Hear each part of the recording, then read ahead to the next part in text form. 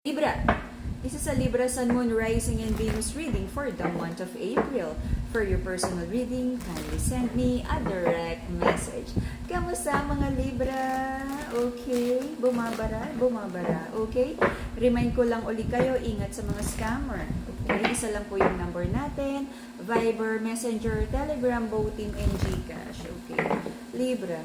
Libra Sun, Moon, Rising, and Venus reading for the month of April. Let's see. Libra. Yan. Smooth. Let's see. Sale pa rin ng ating mga crystals and extend natin ang sale from the regular price of 2,500, 1,999 na lang. Lahat ng crystals natin, high quality, blessed, cleansed, and ritualized by the Enlightened Guide. Okay. Losing passionate connection, maraming chismis. The Hierophant is the energy of kasal na nasira. Or this could be like an energy of walang commitment, walang title. And the Libras are walking away from this connection na hindi niya nakikita ang long term. Nawala na ng passionate connection, nawala ng gana, baka naman kulang lang sa vitamins, okay? Nagkakaroon ng mga chismis, usap-usapan sa paligid, maraming haka-haka. Kung ano talaga ang totoong nangyayari sa relationship na to. Alam mo, number one, Libra, ang issue ng mga Libra is like, you consider so much kung ano yung mga sinasabi ng mga tao sa paligid mo.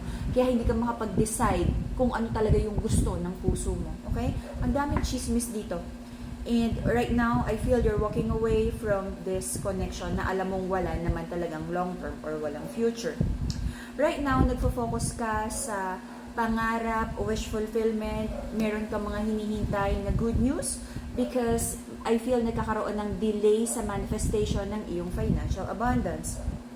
May isang taong gustong makipagkasundo sa'yo, but I feel hindi mo na nakikita ang victory sa situation na to.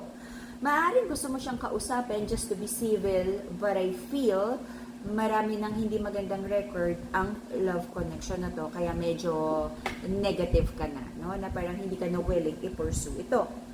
Marami ka nang natutunan sa relationship na to, good and bad, and sabi mo may awareness ka na rin na wala namang pagbabago, same old cycle lang naman to, kaya I feel the Libras are moving forward already. Nagkaroon ng like, you try to avoid conflict, sinubukan mong ayusin, sinubukan mong intindihin, sinubukan mong gawin lahat ng tama.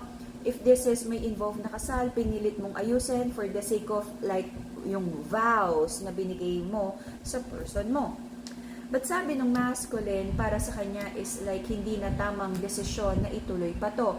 Nagkakaroon ng self-talk yung masculine, especially mga Libra, na parang hindi na tamang ituloy pa to. Okay? Na hindi na good investment.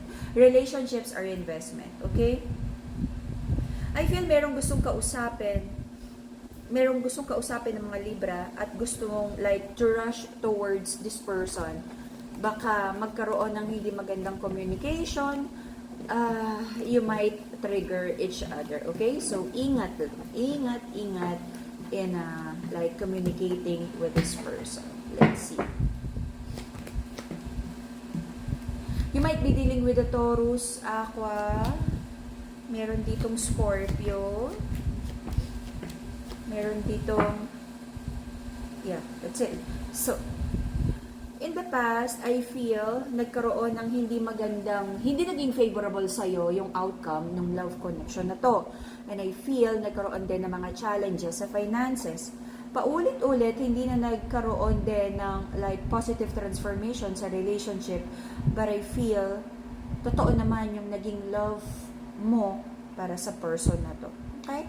Nagkaroon ng challenges, no? Parang love and money, parehong kumbaga inalat, nasubukan ang mga Libra. I feel last year to at etong kumbaga meron pa this year. Okay? Recent past, may isang situation sa buhay mo na hindi pa rin tapos.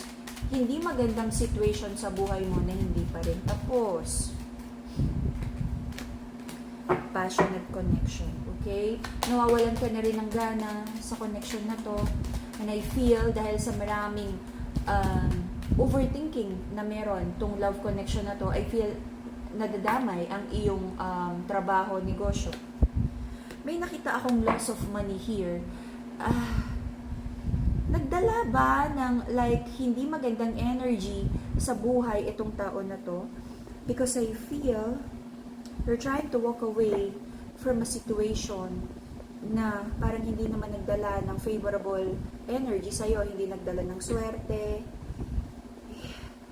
both love and money. The energy of disconnection na simula nung nagkaroon ka ng partnership with this person, parang hindi naging maganda yung finances.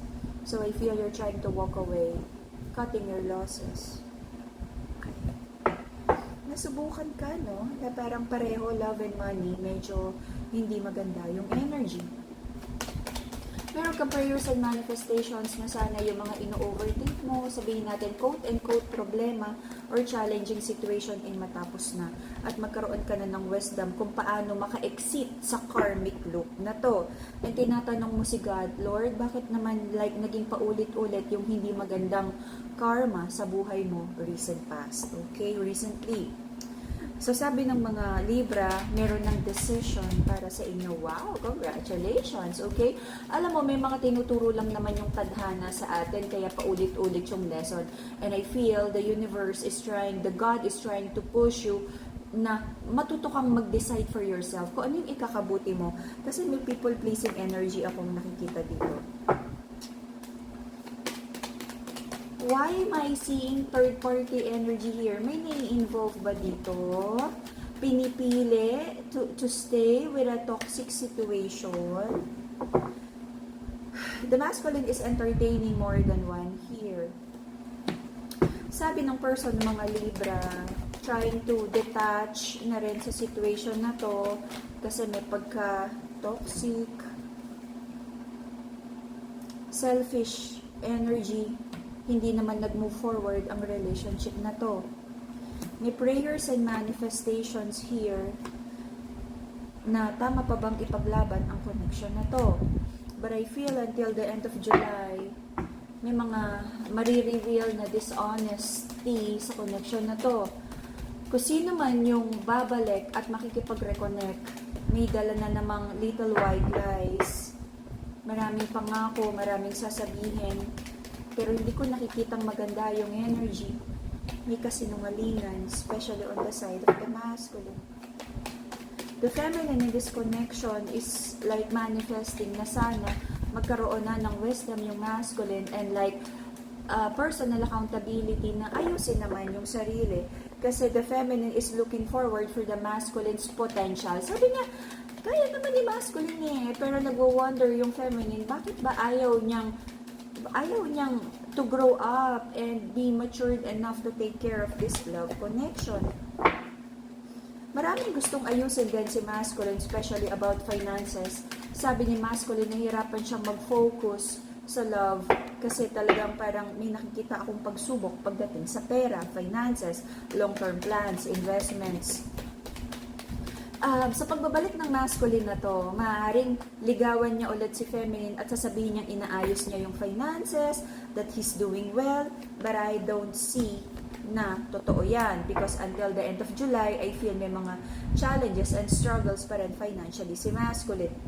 The masculine is also like half-hearted, no? Na parang gustong-gusto niya si feminine at ayaw niyang mawala sa kanya si feminine. But the truth is, hindi talaga siya commitment material. Okay? Kumbaga nangangako siya because ayaw niyang mawala sa kanya si feminine. Susubukan niyang ligawan, suyuin. But pag nagkasubukan, this is like very challenging for the masculine to commit. To commit sa isa, sa relationship, to stay at panindigan ang mga pangakong magbabago at aayusin ang ugali niya at magfo-focus sa finances at iaahon yung buhay. Okay? To balance your heart chakra, to heal your heart, emotional wounds, Madagascar rose quartz. Meron din tayong combination of love and money. Okay? If you're manifesting abundance, the Brazilian citrine, the yellow crystal. If you're manifesting like to shoo away anti-negative energy, to shoo away the evil eye, Okay, to ground your energy, we have the Madagascar Black Tourmaline. Lahat ng crystals natin, high quality, blessed, cleanse, and ritualized by the light and guide. Okay? Feminine, if you're listening to this, be very careful in trusting this masculine. Okay? Kulang sa commitment.